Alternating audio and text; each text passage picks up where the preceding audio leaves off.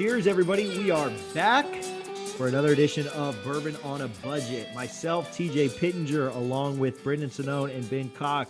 Guys, how are you doing tonight? Hello. Hi. Hello. Hello. We are ready for review. Please don't get us canceled with any accents. That was Borat. Like, if anybody's going to get us canceled, it's going to be Borat. We are back for another review, a review that we're excited to bring you guys. Before we get into it, we love the fan engagement. We love the social media engagement. If you could follow us on all social medias, Bourbon on a Budget, you can search that on everything. You're probably watching this on YouTube, but if you're listening on iTunes, you can search that on YouTube. You can search it on Instagram, Facebook, and Twitter. And we have really had a good time interacting with folks on there. Today, somebody was asking me about their favorite spots to shop in Tampa. And so I shouted out a few local liquor stores. If we're not in your city, you can still ask that. And we know somebody that is, and we'll get you some good tips. So interact with us on social media. We really have enjoyed that. And that's a lot of fun. Really helps take away from the work that I'm supposed to be doing there in the middle of the day, interacting with you guys on Twitter. Basil Hayden is what we're reviewing today. We'll try something a little bit different. We're going to jump right into it and get going. So if you guys, as I've been running my trap here, been nosing this at all, I'm going to take that as a yes. I'll let Brendan start. Let's talk about this nose as we get started here today. Well, you guys know I've been nosing this for about 2 hours now and just kind of let it simmer in the glass. No, I have actually let it sit here for like 30 minutes or so. And I know, shocking. It's actually really impressing me. There's a lot of layers to this. Like definitely like oakiness, but like not too like overpowering. It's got some nice like char notes as well, and then like a lot of these like really sweet, vibrant flavors come out. So like brown sugar for me. I get dark fruit like red apples, dark cherries, almost like a little bready quality too. There's a lot more in like icing, like vanilla icing. So almost like I think a cinnamon bun is how my brain's interpreting it. There's a lot going on here. Color me impressed. This is really nice. There is a sweetness that I wasn't expecting, and I get a lot of that. So as you started to run that down, and I haven't been nosing it as long as you guys have, there's definitely a sweetness that I wasn't expecting. I am picking up some of those other things too. But I wanted to jump in with that sweet because that's what I'm getting heavy. Ben, what about you? Yeah, definitely a lot of vanilla for me. Some fruit, not a ton of fruit. I don't get much spice at all. No baking spice, clove, cinnamon, but it's all on the sweet spectrum in my head. Yeah, it's a very pleasant nose. Like it's a good nose. I don't know where we'll go from here, but I think it's an above average nose for what I'm smelling there. There's enough complexity to it. Taste. Have you guys I haven't tasted it yet. You guys go ahead. Let's jump right into it and chew through that thing and let's go. Thank you for stalling while I was tasting it. It had been a few minutes since I had tried it right before we started recording too. Damn, that's good too. That's really good. A lot of the sweetness again that shows up on the nose. More with the dark fruits, the appliness, cherry, but also like this citrusy vibe too. Almost kind of like a light like orange juice kind of flavor too. Ooh, the orange, yeah. You get orange, yeah, definitely orange. Like I know sometimes with like the wild turkey stuff before we have a hard time. Is it orange? Is it lemon? This is orange. It's not just citrusy zest. I don't know, but Ben, what do you think? Like the mid palate to me, like it starts off nice. It does drop off pretty quickly. We'll get to the finish, but it's kind of lacking in the mid palate for me. Yeah, I would probably tend to agree with that. Seems a little flat. I don't get a whole lot of character as far as complexity or how dense the flavors are. It drinks a little flat, but it's not unappealing. A little bitter, I would say at the end, but nothing bad. Like tea, there's like this at the end. I know we're gonna get to the finish, but there's almost like you said bitter. It's like a bitter like black herbal tea almost to me. It's interesting. Yeah. There's a good amount of. It's better than I was expecting, right? Definitely. This is to me it's better than I was expecting for sure. I'm with you, man. It's got some sweetness to it's got some of that sweetness, definitely some of those citrusy, fruity notes that are pretty good. Then you talked about the finish. Let's go right to that. Brendan, what are your thoughts? Or Ben, we can switch it up a little bit. How do you think it finishes? Yeah, it finishes really light for me. I would like a little bit stronger finish, but I think that kind of falls into the proof realm.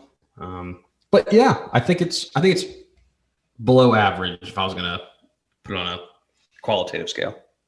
Brandon?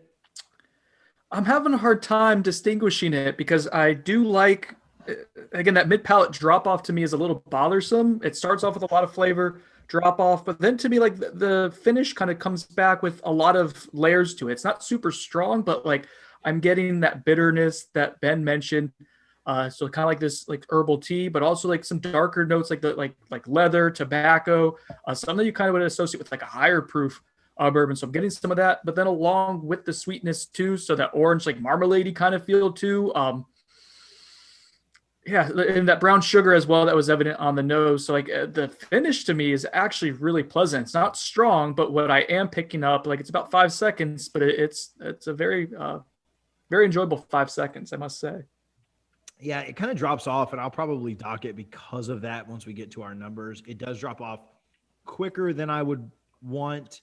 But yeah, I think it's a pleasant finish. I'm getting some of those things as well. The finish, it's not super. There's not a lot of spice. There's not, and there's nothing fighting me on it. Being a lower proof as well. But I think the finish is better than I was expecting. So, all right, let's jump into our rating. I like to keep these quick. I like to keep these short. Pass on the joke. But let's go, Ben. Start us off. I think we all like the nose better than we were expecting. Ben, let's rate this thing. Nose, I'm gonna go with 0.5. Out of 2, you're going 0.5. Wow. I was You gonna know go. No, hey, go with your gut, man. I was gonna. We'll give you a chance. We'll give you a chance. Yeah. It's like a chess. You haven't taken your finger off the piece yet. But out of 2, I want to make sure you knew it was 2. There's been some confusion on different things. That was that's probably a valid comment. I'd probably go 1 on this. 1. Seems fine. Brendan? Was going between. Damn. I really like it. I'm gonna go 1.5. Like this is there's a nice amount going on. It's balanced, complex though at the same time. Sweet, oaky. Yeah, I like it a lot. It's not perfect, but it's damn good. Yeah, I think I'm a little closer to there too. I think I'm going 1.5. The nose might be. I think we'll get into taste in just a minute, but I think the nose might be my favorite part of this. So we can keep rolling that same order. Ben, what about the taste? How's it taste to you? It tastes fine. It's not as complex or intriguing as I would have preferred it to be.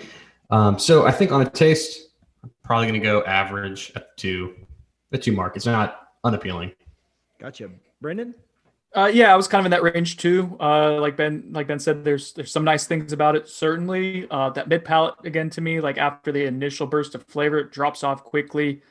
I dock it for that, but I like everything that is going on. So I'm going to go with 2.5. I kind of went between 2.5. 2.5 is what I'm going with. Yeah, no, it's not like a crazy great taste. If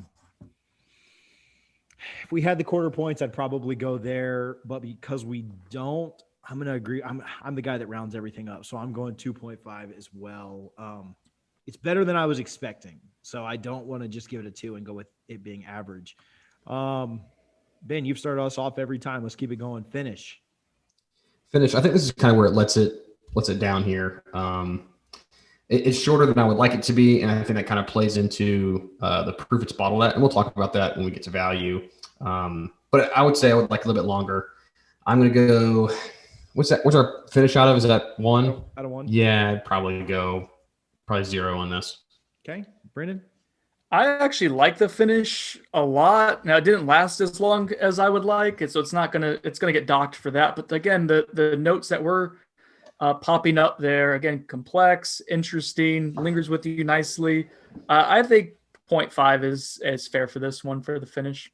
I think so too. The only thing that any of us have ever given a 1 the finish on was when we did the St. Patrick's Day episode, which was the Redbreast. We all gave it a 1, and then Brendan again gave the Russells a 1, but said he wishes he could have taken that back. So yeah, this is not a great finish to me. It'd probably be a 0.25, but I'm going 0.5 as well. I'll agree with Brendan. Complexity, cohesiveness. Ben, you've led us every time, so let's keep you dancing first. That's a very cohesive structure you followed. So, but not overly complex. Right, not overly complex. So I get a point. there. I get a 0.5 for that. I would say it's certainly cohesive. It's fruit and sweetness on the nose, and it stays there through most of the palate. So I would say 0.5. I think it's cohesive because you get the fact that it goes from so sweet and vibrant on the nose, and then the finish gives you these darker, again, that herbally tea kind of note and the leather. So I'm going to go, it gets the cohesive points for me. I like to break it up like how TJ does. So it gets 0.5 for me there. And then complexity. It's got the complexity too. Cause like I said, it's got that contrast going on. So it gives you some nice indications of what it's getting there, what it's laying down, or is it picking up what it's laying down, or laying down what it's picking up? You guys know what I mean. It's good. I'm giving it a 1. Yeah. Last night I said that I had it's not, I'll just back up. I don't think it's as complex as I would like it to be. I do think it is cohesive. So I'll go 0.5 as well. Bringing our scores to Ben at a 3.5 out of 8. Quick math. Brendan at a 5.5 out of 8. That's the biggest variance. Whoa, that's a huge difference. We were always like within a point. Whoa. And me, I'm at a 5. So giving it a little bit better than, or a lot better than Ben, not quite as good as Brendan. Brendan and I both have this above average, and Ben has this below average. So, but just barely below average, not crazy far under. Value. What do we think here, Ben? I think value is challenged here. We're looking at a $40 bottle that's bottled at 80 proof, right? Is that where we're at? I struggle with that just at the proof. So I'm thinking it's going to be a 0.5 for me. Okay. 0.5, bringing your total to 4 out of 10. Brendan? I'm going to go with the 1 on value. I think it's above average, certainly above average juice, comfortably so, at a pretty relatively affordable price. Yeah, again, above average. I don't love the proof, but I think it is above average. If I give it a 5 and it's $40, then that's not a terrible value there. I mean, this certainly has value, right? This is more than the Redbreast, clearly. I mean, I'm just saying, like, this is every year. This is on like Jersey's most gifted bourbons, period. Like, it makes top 10. It's usually like top 1 or 2. So a lot of people find value in it. It's just, it sells really well. In my rating scale, it's a little off. So what I will tell you about this is the day this episode airs is going to be April 1st, and you have not been drinking Basil Hayden. That is what I thought. I've been thinking that. I've been thinking, I'm like, man, there's no freaking way that this is Basil Hayden. Do you want to guess what it? Do you want to guess, Ben? What it? I don't look at my bottle. Do you want to guess what it was? Well, I saw it. I think that's the whole time. I was about to call you guys out, and I was like, man, I really think TJ did it. You were. Man, I was so in my head. I was like, man, this is not Basil. This is not 80 proof. Like, I just thinking, like, no freaking way. We tried to not. That's why we didn't go into the all the specs for it and everything. We have been drinking Eagle Rare. So this is April Fools. Dang this it. was not Basil Hayden. We wanted to test whether or not biases played a part, and it definitely does. Due to your little prank on me at Costco a few weeks ago, this is me getting you back. So happy April Fool's Day. Way to give Eagle Rare a 4 out of 10. Oh man, that's depressing. It is. Now, what is Eagle Rare? Hold on. I got Eagle right here. What we will let you do is you're not allowed to change. You're not allowed to change anything about your review except for the value. Then I'm going up to like 1. I want to go 1.5. Are we talking about retail on Eagle Rare? That's the issue. If you can get it at Costco for like 25, 20, that's amazing. Incredible. Well, that's how we did. That's how we did Russell's. Was we did it based on Ben's value for Russell's. So like we did. Yeah. That's at least okay. Let's go to like 1. They go 125. I'm just gonna throw the quarter point in there. Why not? We said we could do that. So 1.25, bringing Ben up to a 4.75, a little bit more respectable out of 10. Dang it, man. I'm not I changing. was so convinced that this was not. And can I change? I just didn't want to call you out in the middle of the podcast. Oh, we you were hoping you should've. would. We were hoping. Oh man, this sucks. Oh, that's hilarious. Can you change my value? I didn't want to tip it off by going with the price because this is actually less than what Basil Hayden is. MSRP, it's harder to find than Basil Hayden, but if you look hard enough, you can find Eagle Rare for like $30 to $35. You can find store picks at $45. So I'm actually going to say that value to me is closer to 1.5. I just didn't want to give it away. If we could. Yeah, I'm fine with that too. I'm going to go 1.5, bringing me to 6.5, Brendan to 7 out of 10, and Ben a lowly 4.75 out of 10. We will review Eagle Rare again in the future and give Ben a chance to redeem himself. But for tonight, that was your April Fool's prank. Yeah, that was solid. I was in my head. I was like, man, did TJ send the wrong Did he sample over mislabel here? it? Yeah. Because like we don't have it. Like I don't have it. And I know Brendan doesn't have it. So I was like, man, he must have just pulled the wrong bottle or something. It's hilarious. I was looking through my other stuff, like all my other samples. I was like, man, did I get these mixed up? That's amazing. So follow us on social. Oh, Brendan, run down the specs real quick of Eagle Rare. Yeah, real quick. All right. So Eagle Rare here. It's a beautiful bottle. Isn't that a really nice bottle? It's Buffalo Trace Distillery. It is the same mash bill as Buffalo Trace. So it's that one mash bill. It's the really high corn. Difference between that and this is aged for at least 10 years. It used to be a single barrel release a few years ago. People got really mad because they changed it to not be single barrels so they can get more of this out onto the, more product out. But you can still sometimes like get a single barrel. You just have no way of knowing. They blend it really well though. It's at 90 proof. Again, it's about $30. I'm not sure exactly the MSRP is because I've got it for like $25, $26 before, but I think usually you're going to see it in stores at around 30 to 35 if they're marking it reasonably. So yeah, it's a nice, pretty bottle, cool color there too. Eagle Rare, I like it.